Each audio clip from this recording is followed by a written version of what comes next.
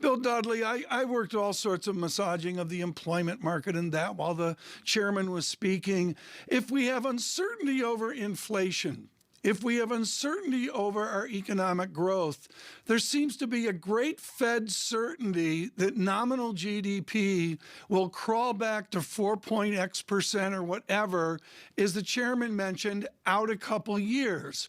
Are we going back to a new moderation? Do you have an optimism that away from the gloom crew, we can get back to some form of new great moderation?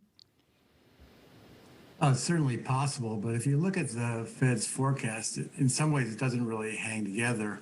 They have the unemployment rate below their estimate of what's consistent with full employment for 3 whole years, yet inflation just magically melts away back towards their 2% objective.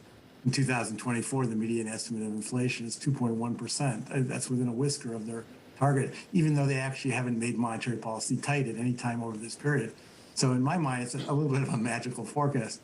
What I took away from the press conference was that Powell's pretty upbeat about the economy. He really mentioned the strength of the economy, the strength of the labor market, the surprise in how fast the labor market is tightening. I think that the press conference, in my mind, suggested that the Fed is quite a bit closer to actually lifting off, and obviously they've cleared the decks a bit for that by accelerating the taper. So I think the March meeting is potentially live for a rate hike, depending on what happens. Interesting. Wow. Well, let's talk about the possibility of tightening financial conditions then, Bill, because right now, equities off to the races on the S&P up by 1.25%. You and I have talked about this over the last few months, how much work they'd need to do to actually see some tightening. When does higher interest rates actually mean tightening, Bill? How much higher? Well, I think today it's hard to know what to make of the reaction of the markets. I think some of it is that the whole FOMC meeting and the press conference is a risk event for markets, and when then Powell delivers pretty much what's expected, it's sort of risk can go back on again, and markets can go up. But I think you're raising a very important point. If the economy is growing at above trend and inflation is above the Fed's objective, and the labor market is tightening very quickly, how does the Fed actually slow the economy? They have to make financial conditions tighter. And as you point out correctly, that certainly isn't happening today, and it hasn't happened over the last few months. And the reality is, even though the Fed has pivoted, even as we speak, they're still adding accommodation. The taper isn't going to be over until the middle of March. Bill, do you think that there was a shift, though, in tone where Jay Powell will be more amenable to the idea of a sell-off? I mean, his comments about financial conditions changing very quickly and can affect the economy very quickly, does that support the idea of a Fed put or reject it? Well, what he's saying is that financial conditions can actually exert their effect on the economy relatively rapidly. He was responding to the question about the long and variable lags of monetary policy.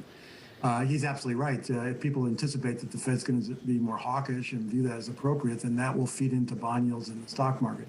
But clearly that hasn't happened yet. So I think all that what we're left with today is that there's still quite a bit of work for the Federal Reserve to do to actually exert tighter financial conditions to slow down the economy.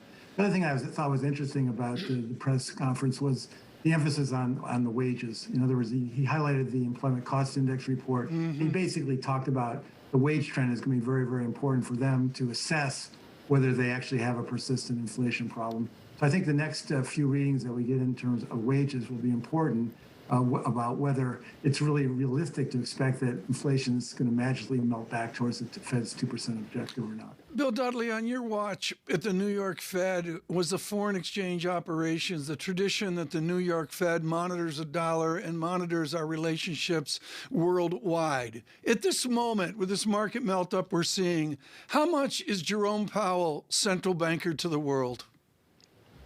Well, obviously, what the Fed does, affects the entire global financial landscape. Dollar is a reserve currency, and obviously, the U.S. economy is a pretty important economy. So I think it definitely has consequences for the rest of the world. I don't see anything in the market reaction today that's going to create a lot of stress in terms of foreign economies. If and when the Fed begins to tighten, which might happen as early as March, I think that will put pressure on emerging market economies because it could lead to a reversal of capital inflows to outflows and could put more pressure on those countries.